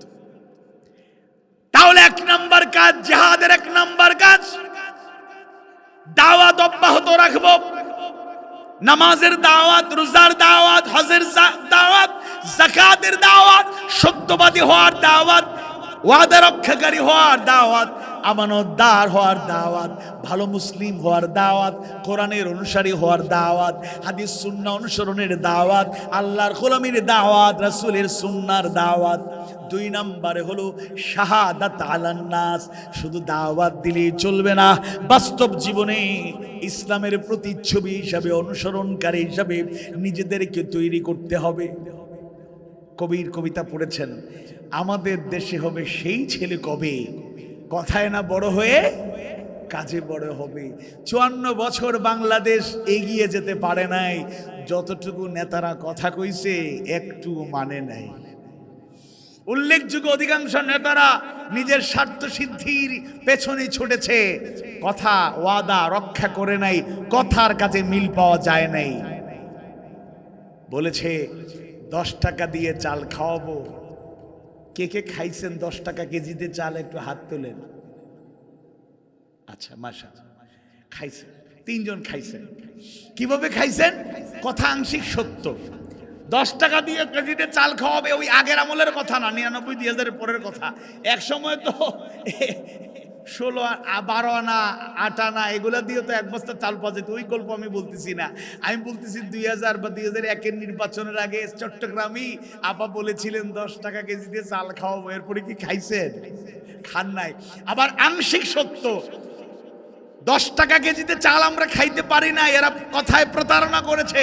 কিন্তু কিছু লোক ঠিকই বিনা পয়সায় লুটপাট করে মানুষের সম্পদ আত্মসাৎ করে লুটপাট করে অবৈধভাবে হারাম খেয়েছে। কইছে তারা ঘরে ঘরে চাকরি দিবে, দেয় নাই, কিন্তু ঠিকই দিছে। কাদেরকে দিছে? ওই দলকানা অন্ধ নিজের দলের লোকগুলোকে ডেকে এনে সে বলছে আমি তো এরকম রেজাল্ট না, আরে রেজাল্ট এটা সার্টিফিকেট বানায় দেবো, তুমি শুধু দাঁড়ায় যাও। বিভিন্ন সেক্টরে নিজেদের দলীয় নেতা কর্মীকে ঢুকিয়েছে, এমনকি প্রশাসনকে দলীয় ক্যাডার হিসেবে ব্যবহার করে 15.5 বছর জুলুমতন্ত্র এরা কায়েম করে অব্যাহত ছিল। কেউ কথা রাখে না। চট্টগ্রামে চৌধুরী সাহেব ওনারে দায়িত্ব দিলে ভূমি মন্ত্রণালয়টা দেখেন, আপনার চট্টগ্রাম সহ সারা দেশের যেই ভূমিহীন মানুষেরা বা দরিদ্র মানুষেরা ভূমির জন্য কষ্ট করছে তাদের অধিকার প্রতিষ্ঠা করেন। উনি বললেন হ্যাঁ আমি করে যাব। শেষ পর্যন্ত পালানোর পর খবর পাওয়া গেল মানুষের ভূমির উন্নতি হয় নাই, দেশের ভূমির উন্নতি হয় নাই, চাটগাঁয়ের মানুষের ভূমির উন্নয়ন হয় নাই। উনি পৃথিবীর উন্নত দেশগুলোতে 1200-এর উপরে ফ্ল্যাট বাড়ি কোটি কোটি টাকা দিয়ে বানাইয়া সব সম্পদ পাচার করে দিছে। উনি যে জুতো ব্যবহার করতেন, বাংলাদেশি টাকায় এক এক জোড়া জুতার দাম ছিল কম বেশি 9.5 লক্ষ টাকা। জুতার দাম কত? কয় জোড়া? এক জোড়া। 2টা জুতার দাম 9.5 লক্ষ টাকা। এটাকে ওনার বাপদাদা 14 গোষ্ঠীর সম্পদ না দেশ জাতির সম্পদ? কথা বলে না। আমার কথা কি বুঝতে পারছেন না? কয়েকদিন আগে আপার একটা ছোট্ট সিন্দুক পাওয়া গেছে, খবর পাইছেন? কিছু সোনা আপা রাখছিল, ভুলে রাইখা গেছে। আর নিবে কেমনে? নেওয়ার তো টাইম পায় নাই। কত খুরমা পোলাও রান্না করা ছিল, হঠাৎ করে কয় আপনি পালান, তাড়াতাড়ি যান, হেলিকপ্টার রেডি। আল্লাহর খাস মেহেরবানি, 45 মিনিটের নোটিসে অল্প সময় আগে উনি হেলিকপ্টার যোগে যদি পালায়া না যাইতো তাহলে অন্য দৃশ্য বাংলাদেশে হয়তো তৈরি হয়ে যেত, যেটা দেখার মতো প্রস্তুতি আমাদের নাই। বিভৎস একটা চিত্র, বিভৎস চিত্র। হয়তো তার লাশ শুধু না, ক্ষত বিক্ষত দেহ পড়ে থাকতো, হয়তো চিল শকুনে খাইতো, এরকম একটা সিচুয়েশন হইতে পারতো। এরকম আমরা বিভৎস দৃশ্য দেখতে চাই না। ওর রায় হইল ওই ফাঁসিটা গোপনীয় হোক, আমরা শুধু জানবো, কারণ এরকম বিভৎস দেখতে আমরা অভ্যস্ত নই, আমরা এরকম চাই না। তবে তার শাস্তি আমরা চাই না কি চাই না? তো উনি তো খাবার রেডি ছিল, খাইতেই পারে নাই, পলায় গেল। Video viral. আপামর জনতা বলার আগেই লোকেরা, দলীয় নেতা কর্মীরা বলতেছে আপা চলে গেল, বলে গেল না। আপনি বুঝেন না, কাকা অসুস্থ, মুমূর্ষ, আছে না নাই আল্লাহু আলাম, নিউজ হয়তো আসবে। লোকের আলহামদুলিল্লাহ কয়, মিষ্টির দোকানে মিষ্টি খুঁজে। কেন এটা হইছে? কেন এটা হইছে? কারণ এরাও মানুষের মৃত্যুর মিছিল নিশ্চিত করেছে। হাজার হাজার নিরপরাধ মানুষকে এরা বিনা অপরাধে হত্যা করেছে, যার কারণে এদের অসুস্থতার খবর পেলে মানুষেরা আলহামদুলিল্লাহ বলে সেলিব্রেশন করে। হ্যাঁ, আমরা কারো মৃত্যু চাই না, অকল্যাণ চাই না। দিন ওয়ান নাসিহা, দিন মানে কল্যাণ কামনা, কিন্তু জালেমদের জন্য কোনো কল্যাণ কামনা নয়। মিষ্টির ব্যবসায়ী যারা রেডি থাকেন, মিষ্টির দোকানের ব্যবসায়ীরা যেদিন খবর পাবেন কাকা নাই, মিষ্টির দোকানে 10 গুণ মিষ্টি বিক্রি করার জন্য প্রস্তুত থাকবেন। আহা আহা, কত নির্মম ইতিহাস। এজন্য কথা কেউ রাখে না। সিন্ধুকে পাওয়া গেল কিছু সোনা, ওজন করে দেখা যায় বাংলাদেশি টাকায় 16 কোটি টাকা। কি পরিমাণ লুটপাট করেছে চিন্তা করা যায়। এরা দেশের উন্নয়ন করে নাই, মানুষের উন্নয়ন করে নাই, কথার কাজে মিল নাই।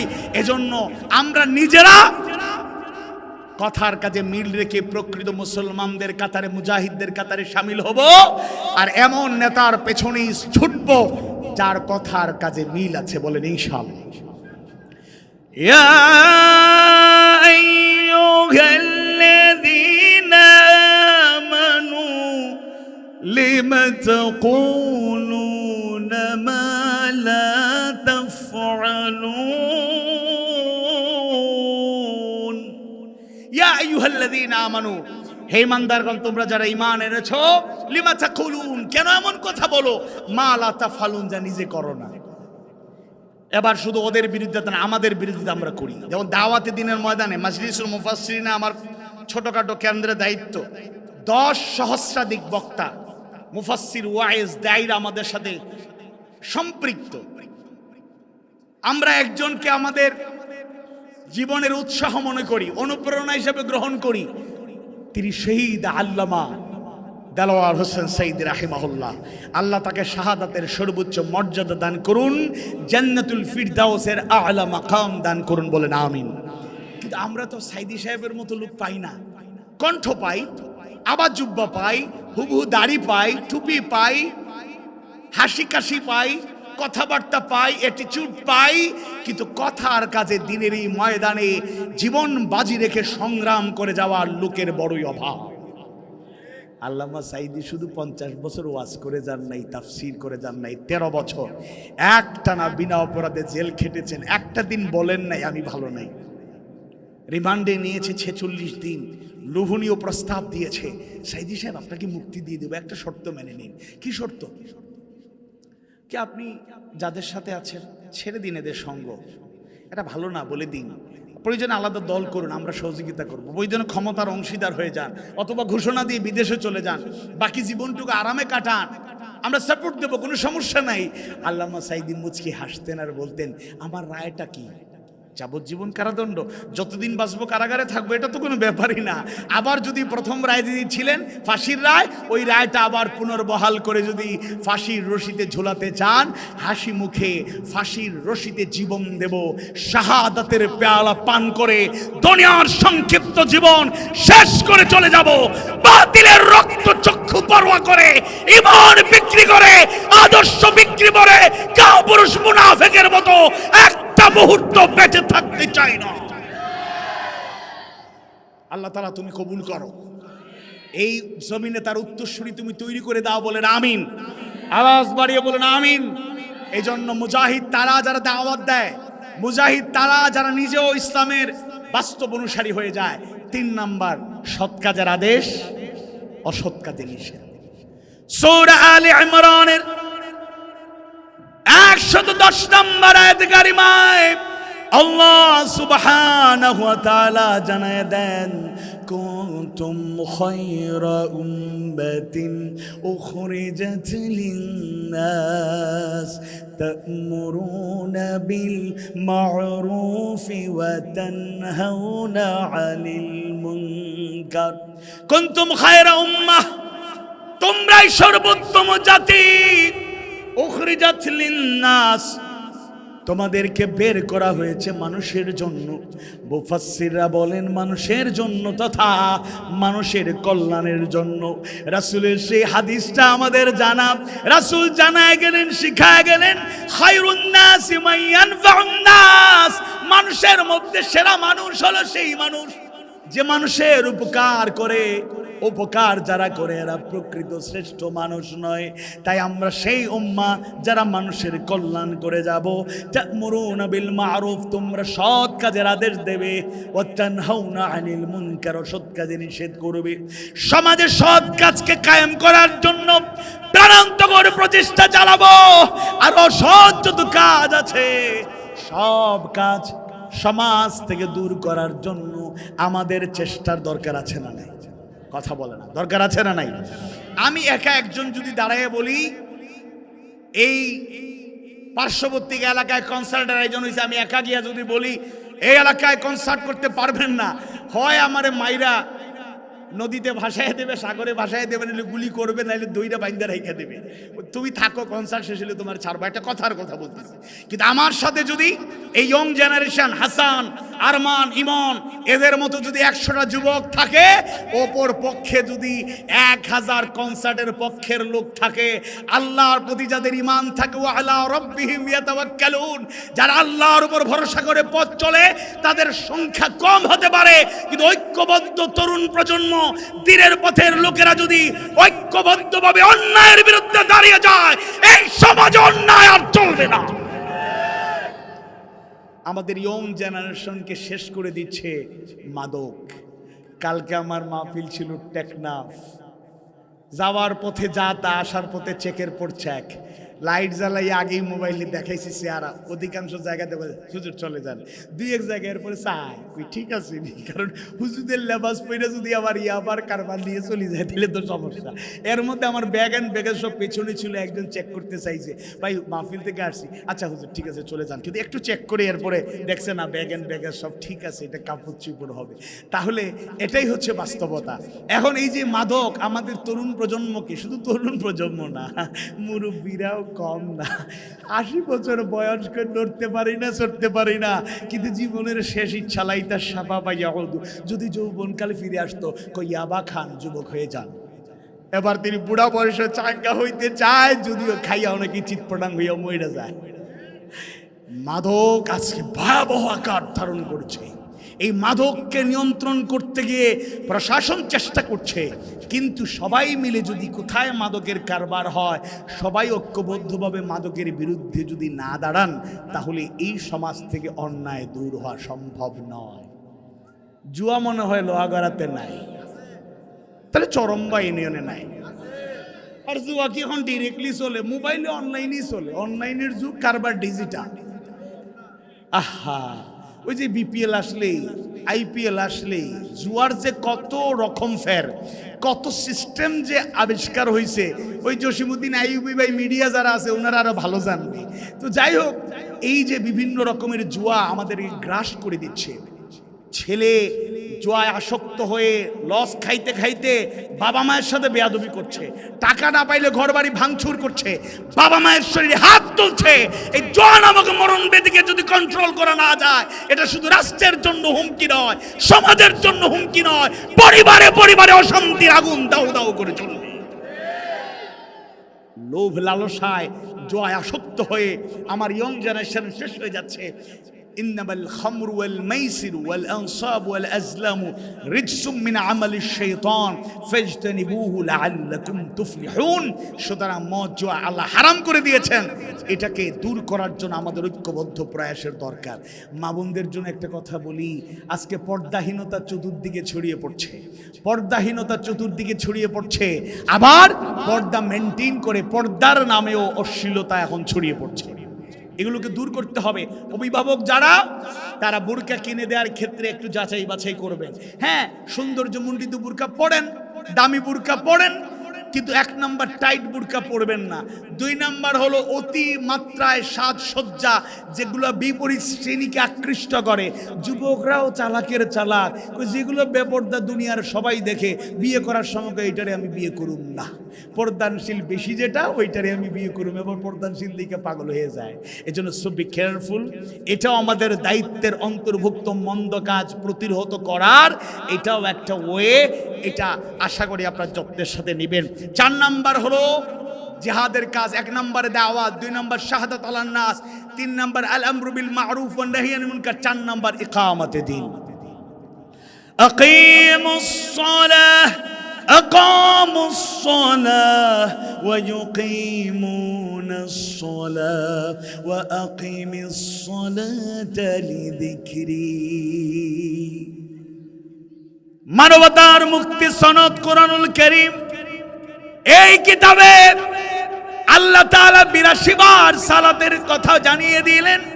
অধিকাংশ জায়গাতেই সালাত কায়েমের কথা জানায়া দিলেন।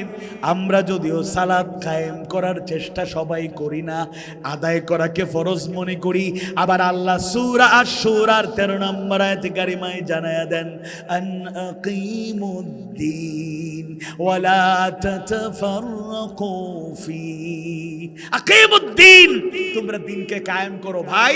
এবার দিন কায়েমের কথা বললে আপনি বলেন রাজনৈতিক বক্তব্য, বাট হয় আপনি না মুসলমান, আপনি না মুমিন মুমিনা, আপনি আমার কথা বাদ দেন, আমার কথা ভুল আছে থাকতে পারে, কিন্তু আল্লাহর আয়াতে কারিমা একটা আয়াতে কোনো ভুল আছে? আওয়াজ বাড়িয়ে বলুন ভুল আছে। নামাজের কথা বললে সমস্যা হয় না, দিন কায়েমের কথা বললে যারা আপত্তি আর বিপত্তি সৃষ্টি করার চেষ্টা করে এরা টাটকা মুনাফিক ছাড়া কিছু হতে পারে না। পরিষ্কার ধারণা নিতে হবে, আপনাকেও ফিরে আসতে হবে। আল্লাহর নির্দেশ পালন করা ফরজ, আপনাকে মানতেই হবে। আনাকিমুদ্দিন ওয়ালা তাতাফাররাকু ফি। সুতরাং সমাজে রাষ্ট্রে সর্বত্র দিন কায়েম করা এটাও ফরজ, এটাকে নফল বানানোর কোনো সুযোগ নাই। 5 নাম্বার এবং সর্বশেষ, নবুয়ত পাওয়ার পরে 3টা বছর গোপনে দাওয়াত, প্রকাশ্য দাওয়াত আরো 10টা বছর। একদিকে মক্কার প্রতিকূলতা বাড়তে থাকলো, অন্যদিকে মদিনাতুল মুনাওয়ারার মানুষগুলো দিনের জন্য ভালোবাসা তাদের তৈরি হয়ে গেল। আল্লাহ রাসূলের সাথে একাধিকবার তারা মক্কায় এসে আকাবা এসে আল্লাহ রাসূলকে বলল, ইয়া রাসূলুল্লাহ, মক্কার মানুষগুলো আপনাকে সম্মান করে না, সবাই সমানভাবে আপনাকে মূল্যায়ন করে না। আপনি চলে আসেন মদিনায়, গোটা মদিনাবাসী আপনাকে আপন করে আপনাকে হৃদয়ে জায়গা দেবে। সুবহানাল্লাহ। মক্কার 13টা বছর, 3 বছর এবং 10 বছর, এক পর্যায়ে আল্লাহর ফয়সালায় হিজরত হয়ে গেল। আল্লাহ রাসূল সাহাবায়ে কেরাম সবাই মিলে ক্রমান্বয়ে মদিনাতুল মুনাওয়ারায় চলে গেলেন। আল্লাহর ফয়সালায় আল্লাহ রাসূল মদিনায় যাওয়ার পরে সবাই এক বাক্যে ইসলাম গ্রহণ করে নিল। একটা সমাজ, একটা রাষ্ট্র কায়েম হয়ে গেল।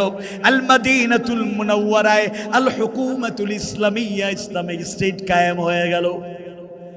এবার ইসলামী সমাজ রাষ্ট্র কায়েম হওয়ার পরে মদিনার লোকেরা রাষ্ট্রপ্রধান বানিয়ে নিল। আর কেউ নন, তিনি সাইয়্যিদুল আম্বিয়া, সাইয়্যিদুল মুরসালিন মুহাম্মদুর রাসূলুল্লাহ সাল্লাল্লাহু আলাইহি ওয়াসাল্লাম। আল্লাহ রাসূলকে রাষ্ট্রপ্রধান বানিয়ে নিল। এবার কাফের মুশরিকরা মক্কা থেকে তখনও বিরোধিতা করে, উকি দেয়, বাধা দেয়, ডিস্টার্ব করে। 2য় হিজরিতে ওই রকম বাধা প্রতিকূলতার এমন একটা সিচুয়েশনে চূড়ান্ত লড়াইয়ের, জিহাদের চূড়ান্ত রূপ, হারবুন মানে যুদ্ধ, কাতাল মানে ফাইট, লড়াই। 2য় হিজরিতে বদরের প্রান্তরে যুদ্ধ করার জন্য যিনি নির্দেশ জানায়া দিলেন, আওয়াজ বাড়িয়ে বলুন তো তিনি কে? হয় নাই, ঘুমায় গেছেন আপনারা? আলোচনা কিন্তু শেষ পর্যায়ে, টাইম দেখে আলোচনা করছি। আওয়াজ বাড়িয়ে বলুন, বদরের প্রান্তরে চূড়ান্ত লড়াই অবতীর্ণ হওয়ার জন্য আল্লাহ তাআলা জানায়া দিলেন তার রাসূলকে। রাসূল যার নির্দেশ পেয়ে সাহাবায়ে কেরামকে নিয়ে বদরের প্রান্তরে ঝাঁপিয়ে বললেন, আওয়াজ বাড়িয়ে বলুন তো তিনি কে? আল্লাহর ফয়সালাতে বদরের প্রান্তরে প্রস্তুতি নেই বললে চলে। 313 কম বেশি, আর ওরা 1000, 3 গুণেরও বেশি। আল্লাহর আনুগত্য, রাসূলের আনুগত্য ঠিকঠাক রেখে মুসলিম বাহিনী রমাদান মাসের 17 রমাদান বদরের প্রান্তরে 1000-এর উপরে 3 গুণের বেশি কাফের মুশরিকদের সাথে লড়াই করে 70 জন কাফেরকে দুনিয়া থেকে বিদায় করে 70 জনকে বন্দী করে ইসলামের বিজয়কে নিশ্চিত করলেন। আল্লাহু আকবার। তাহলে যুদ্ধ ইসলামে আছে, তবে মাক্কি যুগে না, মাদানী যুগে। কিতাল, আল্লাহর পথে লড়াই। কুতিবা আলাইকুমুল কিতাল, ইন্নাল্লাহা ইশতারা মিনাল মুমিনিনা আনফুসাহুম ওয়া আমওয়ালাহুম বিআন্না লাহুমুল জান্নাহ ইউকাতিলুনা ফি সাবিলিল্লাহি ফায়াকতুলুনা ওয়া ইউকতালুন ফায়াকতুলুনা ওয়া ইউকতালুন। সুতরাং মারো আর মরো। এটা এসেছে মদিনায় ইসলামী সমাজ বিনির্মাণ হওয়ার পরে। আমাদের দেশ মুসলিম অধ্যুষিত দেশ, এটা ইসলামী রাষ্ট্র নয়। আমাদের সমাজ মুসলিম অধ্যুষিত সমাজ, এটা ইসলামী সমাজ নয়। তবে ইসলামী সমাজ যদি হয়ে যায়, ইসলামী রাষ্ট্র যদি হয়ে যায়, এরপরে আধিপত্যবাদী হোক আর দুনিয়ার যে কোনো শক্তি হোক, যদি আমাদের উপর আক্রমণ করতে চায়, তখন আমাদের সেনাবাহিনী, পুলিশ, র্যাব, বিজিবি শুধু তারাই লড়াই করবে না, প্রত্যেক মুসলমান প্রস্তুতি নিয়ে দেশ রক্ষার জন্য, ইসলাম আর মুসলমানের ঐতিহ্য রক্ষার জন্য চূড়ান্ত লড়াই অবতীর্ণ হবে। সেদিন পেছনের দরজা দিয়ে কৌশলের নামে পালিয়ে যাবেন। কিন্তু মাক্কি যুগে আবার যুদ্ধ করার সিদ্ধান্ত নিলেও চলবে না। যতটুকু হবে আল আমরু বিল মারুফ ওয়ান নাহি আনিল মুনকার, সৎ কাজের আদেশ অসৎ কাজের নিষেধ করতে গিয়ে টুকটাক কিছু ঝক্কি ঝামেলা হইতে পারে, এটাকে একটু রিকভার করতে হবে। আপনাকে আইসা বেধরক পিটাচ্ছে আর আপনি বুকে পিঠ আঘাত পাইছেন, আবার পিঠ পাতি দিচ্ছেন, মানে পিঠে মারেন, গালে একটাতে দিচ্ছে আর একটা দিয়ে বলেন মারেন। এত বুকা মুসলিম জাতি হইতে পারে না, হইতে পারে। আমি আপনাদের যেমন একটা চুম্বক অংশ বলি, যকসুর নির্বাচনের রেজাল্ট তো আর পাই নাই এখনো, জানি না হইল কিনা। 4টা ইউনিভার্সিটির যে রেজাল্ট আমরা পেয়েছি, এই রেজাল্টটা নিশ্চিত হয়েছে অন্যতম একটা কারণে। সেটা হলো ভোটাররা ভোট দিয়ে বাড়িতে গিয়া রুমে গিয়ে আরাম করে ঘুমায় নাই। রোকেয়া হলের সামনে বোনগুলো কাঁথা বালিশ নিয়ে শুয়ে আছে। রেজাল্ট হবে যখন, স্থান ত্যাগ হবে তখন। আমার অধিকার নিয়ে ছিনিমিনি খেলতে দেব না। এজন্য চূড়ান্ত বিজয় যদি আগামীতে নিশ্চিত করতে হয়, ভোট দিয়ে আরাম করে বিছানায় গিয়ে শুয়ে থাইকা একটা স্ট্যাটাস দিয়ে আর সেলফি তুইলা বসে থাকলে চলবে না। আমার আমানত যথাযথ জায়গায় পৌঁছে দিয়ে আমানতের কাঙ্ক্ষিত ফলাফল আসার আগ পর্যন্ত অতন্ত্র প্রহরীর ন্যায় পাহারাদারির দায়িত্ব পালন করে চূড়ান্ত বিজয় নিয়ে ঘরে ফিরে যেতে হবে। এর আগে বিশ্রামের সুযোগ নাই। কথাবার্তায় ভুল ত্রুটি হলে আল্লাহ তাআলা ক্ষমা করুন। শিক্ষণীয় যে কথাগুলো জবান থেকে বের হয়েছে, আল্লাহ তাআলা আমাকে আমাদেরকে আমল করার তৌফিক দিন। আমি সারাংশটা আবার বলি, জিহাদ মানেই মারামারি কাটাকাটি যুদ্ধ বিগ্রহ নয়। যৌধুম থেকে এসেছে, জিহাদ মানে চেষ্টা প্রচেষ্টা। জিহাদ ফি সাবিলিল্লাহ মানে আল্লাহর পথে প্রচেষ্টা। একটা বাংলায় একটা বাক্য আছে 2 শব্দে, ইসলামী আন্দোলন, যেটার ইংরেজি হলো ইসলামিক মুভমেন্ট, আরবিতে বলে আল হারকাতুল ইসলামিয়াহ, আর কোরআনের ভাষায় জিহাদ ফি সাবিলিল্লাহ। আল্লাহর পথে চেষ্টা প্রচেষ্টার নাম হলো জিহাদ। মনে রাখবেন 5টা কাজের নাম হলো জিহাদ, 5টা কাজের ধারাবাহিকতা হলো জিহাদ। নাম্বার 1 দাওয়াত ইলাল্লাহ, দাওয়াত ইলা দ্বীন, দাওয়াত ইলা রাসূল, দাওয়াত ইলা জান্নাহ। 2 নাম্বার হলো শাহাদাত আলান নাস। শুধু দাওয়াত দিক আমরা থেমে থাকবো না, ও আমিল সলিহা, নিজেও আমলদার হয়ে ইসলামের প্রতিচ্ছবি হয়ে যাব। 3 নাম্বার সৎ কাজের আদেশ, অসৎ কাজে নিষেধ। 4 নাম্বার ইকামতে দিন, দিন প্রতিষ্ঠার চেষ্টায় সিরিয়াসলি যুক্ত হওয়া। আর 5 নাম্বার হলো দিন সমাজে রাষ্ট্রে কায়েম হয়ে গেলে প্রয়োজনে আল্লাহর বিধানের আলোকে, রাসূলের সুন্নাহর আলোকে চূড়ান্ত লড়াই, হারব, কিতাল, ফাইট, যুদ্ধ। প্রয়োজনে আমরা সেটাও করতে দ্বিধা করব না। তবে 1 নাম্বার, এই 5 নাম্বার কাজকে 1 নাম্বার বানিয়ে জঙ্গিও হতে চাই না, আবার জিহাদকে ভয় পেয়ে জিহাদ থেকে আড়াল করতে চাই না, নিজে সরে থাকতে চাই না। আল্লাহ তাআলা সবাইকে আমাদের দ্বীনের জন্য কবুল করে নিন, আমিন ইয়া রাব্বাল আলামিন।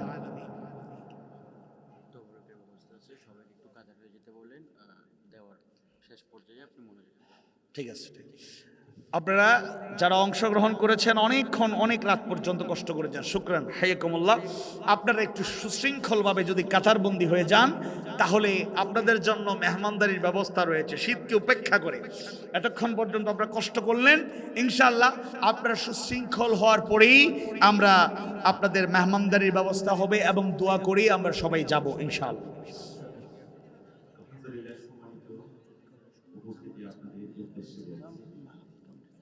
محمد وعلى آل محمد كما صليت على إبراهيم وعلى آل إبراهيم إنك حميد مجيد اللهم بارك على محمد وعلى آل محمد كما باركت على إبراهيم وعلى آل إبراهيم إنك حميد مجيد أستغفر الله إن الله غفور رحيم أستغفر الله إن الله غفور رحيم أستغفر الله إن الله غفور رحيم اللهم أنت السلام ومنك السلام تباركت يا ذا الجلال والإكرام رضيت بالله ربا وبالإسلام دينا وبمحمد صلى الله عليه وسلم رسولا اللهم أعني على ذكرك وشكرك وحسن عبادتك اللهم إني أسألك علما نافعا ورزقا طيبا وعملا متقبلا পূর্ব রাজঘাটা ফরেস্ট অফিস জামে মসজিদ ফুরকানিয়া মাদ্রাসা এবং এলাকাবাসী কর্তৃক আয়োজিত তৃতীয় ঐতিহাসিক সিরাতুন নবী সাল্লাল্লাহু আলাইহি ওয়াসাল্লাম মাহফিলের সমাপনী লগ্নে আপনার শাহী দরবারে হাত তুলেছি আল্লাহ মাহফিলটাকে শুরু থেকে শেষ পর্যন্ত কবুল আর মঞ্জুর করে নাও মাহফিলের আয়োজন করতে যদি কোনো ভুল ত্রুটি হয়ে যায় আমরা যারা বয়ান করেছি তাফসীর করার চেষ্টা করেছি কথাবার্তা বলেছি কথাবার্তায় অজান্তে ভুল ভ্রান্তি হলে আল্লাহ দয়া করে মাফ করে দাও মাহফিল বাস্তবায়নের জন্য দেশ থেকে প্রবাস থেকে এলাকা থেকে এলাকার বাহির থেকে যারা দোয়া করলেন পরামর্শ দিলেন টাকা পয়সা দিয়ে সহযোগিতা করলেন সবার আন্তরিকতা সহযোগিতা অংশগ্রহণ কবুল আর মঞ্জুর করে নাও আল্লাহ কলেজার টুকরো ভাই মেহরাব হোসেন হৃদয় আরমান ভাইয়া সহ তরুণ যুবকগুলো আয়োজক বৃন্দ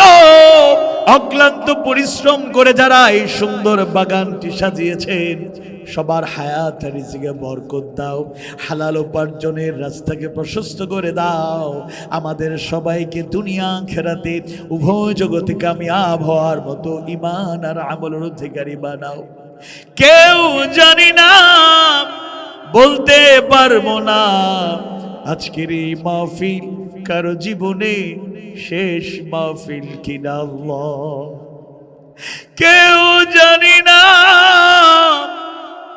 বলতে পারবো না আজকের এই রাত কারো জীবনে শেষ রাত কিনা আল্লাহ দুনিয়াতে আসার কম বেশি একটা সিরিয়াল আছে যাওয়ার কোনো সিরিয়াল নাই 100 বছরে বেঁচে থাকতে দেখি আবার সন্তান মায়ের গর্ভ থেকে বিদায় হয়ে যায় 80-90 বছরে বেঁচে থাকতে দেখি 10-12 বছর 15 বছরের শিশু কিশোর গুলো দুনিয়া ছেড়ে চলে যায় 60-70 বছরে বেঁচে থাকতে দেখি 25-30 বছর 35 বছরের টকবকে যুবকগুলো দুনিয়া ছেড়ে চলে যায় মালিকুল মউত কার কাছে কখন আসবে জানি না কোনো প্রস্তুতি নাই সবার কথা হয়তো বলা সম্ভব নয় সেই কথা আল্লাহ তাআলা ভালো জানেন ঘরের মালিক জানে ঘরে কি আছে ব্যক্তিরা জানেন তার প্রস্তুতি কি অন্তত আল্লাহর নগণ্য গোলাম নিজেই বলতে পারি এই মুহূর্তে যদি চলে যাই জাহান্নাম ছাড়া কোনো উপায় নাই রব্বুল আলামিন আমরা শয়তানের ওয়াসওয়াসায় পড়ে গুনাহ করেছি নফসের ধোঁকায় পড়ে নাফরমানি করেছি দুনিয়ার লোভ লালসার পেছনে ছুটতে গিয়ে সীমা লঙ্ঘন করেছি বয়সের কারণে অনেক ভুলভ্রান্তি আমাদের হয়ে গিয়েছে। ভুলের জন্য, গুনার জন্য আমরা অনুতপ্ত। ওয়াদা করছি ভুলগুলো, গুনাহগুলো আর করব না। দয়া করে, মায়া করে জিন্দেগীর সমস্ত গুনাহ খাতা মাফ করে দাও। জেনে না জেনে, বুঝে না বুঝে যত গুনাহ করেছি দয়া করে মাফ করে দাও আল্লাহ। ربنا إننا آمنا فاغفر لنا ذنوبنا وقنا عذاب النار ربنا ظلمنا أنفسنا وإن لم تغفر لنا وترحمنا لنكونن من الخاسرين আমরা যারা হাত তুলেছি আল্লাহ, যাদের যত নেক মকসুদ ভালো পরিকল্পনা আছে কবুল আর মঞ্জুর করো। যাদের যত ভুল ত্রুটি আছে আল্লাহ দয়া করে মাফ করে দাও। রব্বুল আলামিন যাদের যত কষ্ট আছে, দুঃখ আছে দূর করে দাও। অভাব অনটন থাকলে দূর করে দাও। ঋণের বোঝা থাকলে ঋণ মুক্ত বানাও। ব্যক্তিগত পারিবারিক জীবনের সমস্যা থাকলে দূর করে দাও। যারা অসুস্থ সুস্থতার নিয়ামত দাও আল্লাহ। আদম আলাইহিস সালাম থেকে শুরু করে আজ অবধি যত মুমিন মুমিনা কবরে শুয়ে আছেন, রহমত নাজিল করো তাদের উপর। এই বৃহত্তর এলাকার মাটির নিজ যত মুমিন মুমিনা শুয়ে আছেন আল্লাহ, সবার কবরকে জান্নাতের টুকরা বানাইয়া দাও। আমাদের আত্মীয় স্বজন, পরিবারের সদস্য, পরিচিত জন যত মুমিন মুমিনা কবরে শুয়ে আছেন, জান্নাতুল ফিরদাউসের আ'লা মাকাম দান করো। তিনবারের প্রধানমন্ত্রী, আপসহীন নেত্রী, আধিপত্যবাদের বিরুদ্ধে শেষ লগ্ন পর্যন্ত আপসহীন হিসাবে ভূমিকা পালন করে যিনি এই দেশবাসীর হৃদয়ে জায়গা করে নিলেন, দেশপ্রেমে উদ্বুদ্ধ মরহুমা বেগম খালেদা জিয়া দুনিয়া ছেড়ে চলে গেলেন। আল্লাহ আপনার বান্দিকে ক্ষমা করে দিন, জান্নাতের মেহমান হিসেবে কবুল করে নিন। জুলাই যোদ্ধা, সময়ের সাহসী কণ্ঠস্বর, দেশ ও মানবতার কল্যাণে নিবেদিত আধিপত্যবাদী শক্তির বিরুদ্ধে আপসহীন এক সংগ্রামী ব্যক্তিত্ব, আমাদের কলিজার টুকরো ভাই শহীদ শরীফ ওসমান হাদি। রব্বুল আলামিন তোমার গোলামকে, আমাদের কলিজার টুকরো ভাইটাকে শাহাদাতের সর্বোচ্চ মর্যাদা দাও। জান্নাতুল ফিরদাউসের আ'লা মাকাম দান করো। তার পরিবারের সদস্য, আত্মীয় স্বজন, পরিচিত জন, ভক্তজন সবাইকে সবরে জামিলার হায়াতে তাইয়্যিবা দান করো। দ্বীনের পথে কবুল করে নাও আল্লাহ। রব্বুল আলামিন দুজন মহান ব্যক্তির কাছে আমরা বড় ঋণী, যাদের ঋণ কোনোদিনও শোধ করা যায় না। পরম শ্রদ্ধাভাজন আব্বাজান আর মমতাময়ী জনম দুঃখিনী আম্মাজান, বাবা মা উভয়জন কিংবা একজন যারা বেঁচে আছেন, হায়াত তাইয়্যিবা দান করো, সুস্থতার নিয়ামত দাও, বাবা মায়ের খিদমত করার তৌফিক দাও আল্লাহ। আর বাবা মা উভয়জন কিংবা একজন যারা কবরে শুয়ে আছেন, কবরটাকে জান্নাতের টুকরা বানাইয়া দাও। নিজেও ছোট্টবেলায় আব্বাজানকে হারিয়েছি, জীবনের বাঁকে বাঁকে বাবার শূন্যতা অনুভব করেছি, আজও করি। নিজে বাবার কাতারে শামিল হওয়ার পরে বুঝতে আর বাকি নাই বাবার অন্তরে সন্তানদের জন্য কেমন মায়া থাকে। যেই বাবা সারাটা জীবন মানুষের মতো মানুষ বানানোর চেষ্টা করলেন, আল্লাহর পক্ষ থেকে রহমতের ছায়া হয়ে আগলে রাখার চেষ্টা করলেন, নিজের চাহিদা পূরণ না করে সারাটা জীবন সন্তানের চাহিদা পূরণ। এই দুনিয়ার আলো আমরা দেখেছি, ওই দিন ওই সময় আমার মায়ের চাইতে অসহায় এই জমিনের উপরে আসমানের নিচে আর কেউ ছিল না। প্রসব বেদনার কষ্ট, এত কষ্ট আমরা 10 জন পুরুষ মিলেও এই কষ্ট বহন করার ক্ষমতা নাই। রব্বুল আলামিন দুধ পান করেছি, এক ফোঁটা দুধের ঋণ শোধ করতে পারবো না। সেই মমতাময়ী জনম দুঃখিনী ঈমান নামক নিয়ামত যারা বেঁচে আছেন হায়াত তৈয়বা দান করো, সুস্থতার নিয়ামত দাও, মায়ের খিদমত করার তৌফিক দাও।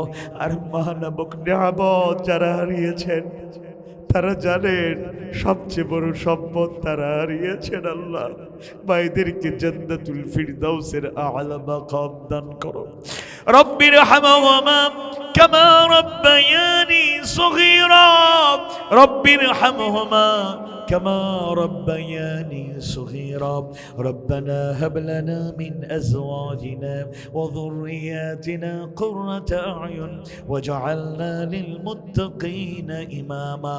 আল্লাহ এই এলাকার প্রতি রহমত নাজিল করো, প্রত্যেকটা ঘরকে এক একটা দিনের মারকাজ বানাও। আমরা নিজেরাই একা একা জান্নাতে যেতে চাই না, একা একাই জাহান্নামের আগুন থেকে বাঁচতে চাই না। পরিবার পরিজন আত্মীয় স্বজন পরিচিত জন সবাইকে নিয়ে আমরা জান্নাতে যেতে চাই। সেই পরিমাণ ঈমান আর আমল আমাদেরকে দান করো আল্লাহ। আল্লাহ দেশটাকে শান্তির বসুন্ধরা বানাও, হানাহানি মারামারি কাটাকাটি ফিতনা ফাসাদ আর দেখতে চাই না। বৈষম্যহীন সুখী সমৃদ্ধ নিরাপদ একটা বাংলাদেশ আমরা চাই, যাদেরকে আল্লাহ আপনি কবুল করলে, যারা নেতৃত্বে গেলে দেশটা এগিয়ে যাবে, মানুষ মুক্তি পাবে, প্রকৃত স্বাধীনতার স্বাদ আস্বাদন করা যাবে, বৈষম্যহীন সমাজ আর রাষ্ট্র গড়ে উঠবে, সুখী নিরাপদ একটা জনগোষ্ঠী, একটা সুন্দর বসুন্ধরা তৈরি হবে। আল্লাহ ওই নেতৃত্বগুলোকে আপনি কবুল আর মঞ্জুর করে নিন। আল্লাহুম্মা ইন্না নাজআলুকা ফী নুহুরিহিম ওয়া নাউযু বিকা মিন শুরুরিহিম। আল্লাহুম্মা আস্তুর আওরাতিনা ওয়া আমিন রাওয়াতিনা। আল্লাহ মাহফিলের সভাপতি মাওলানা শামসুল ইসলাম হেলালি হাফিজাহুল্লাহ, প্রধান অতিথি আলহাজ শাহজাহান চৌধুরী হাফিজাহুল্লাহ, প্রধান বক্তা হাফিজ মাওলানা মুজাহিদুল ইসলাম জিহাদি হাফিজাহুল্লাহ। রাব্বুল আলামিন আরও যারা অতিথি এবং মেহমান হিসাবে আসলেন, রাব্বুল আলামিন আমাদের প্রথম অধিবেশনের মুহতারাম সভাপতি মাওলানা আব্দুল মান্নান হাফিজাহুল্লাহ, জনাব ইমন বিল্লাহ হাফিজাহুল্লাহ, নাজমুল মুস্তাফা আমিন ভাই, আহমদ বিন সালাম হাফিজাহুল্লাহ এবং অন্যান্য আমন্ত্রিত অতিথি, উলামায়ে কেরাম, আয়োজক বৃন্দ, আল্লাহ সবার হায়াত রিজিকে বরকত দাও, হালাল উপার্জনের রাস্তাকে প্রশস্ত করে দাও, দুনিয়া আখিরাতে উভয় জগতে কামিয়াব হওয়ার মতো ঈমান আর আমল দাও। আল্লাহ মাহফিলে যারা বয়োবৃদ্ধ মুরব্বীরা এসেছেন, শিশু কিশোররা এসেছে, যুবকরা এসেছেন, আল্লাহ মিডিয়া ব্যক্তিত্ব যারা এসেছেন, রাব্বুল আলামিন মা বোনেরা যারা অংশগ্রহণ করেছেন, আল্লাহ সবার দুনিয়া আখিরাতে কল্যাণ কামনা করি। সবাইকে কবুল করো, মঞ্জুর করো, আমাদের সবাইকে উভয় জগতে কামিয়াব হওয়ার মতো ঈমান আর আমল দান করো। আল্লাহ সবার হায়াত আর রিজিকে বরকত দাও, হালাল উপার্জনের রাস্তাকে প্রশস্ত করে দাও। সুবহান রাব্বিকা রব্বিল ইজ্জাতি আম্মা ইয়াসিফুন ওয়া সালামুন আলাল মুরসালিন ওয়ালহামদুলিল্লাহি রাব্বিল আলামিন। আমিন আমিন বিরহমাতিকা ইয়া আরহামার রাহিমিন। ওয়াসসালামু আলাইকুম ওয়া রাহমাতুল্লাহি ওয়া বারাকাতুহু।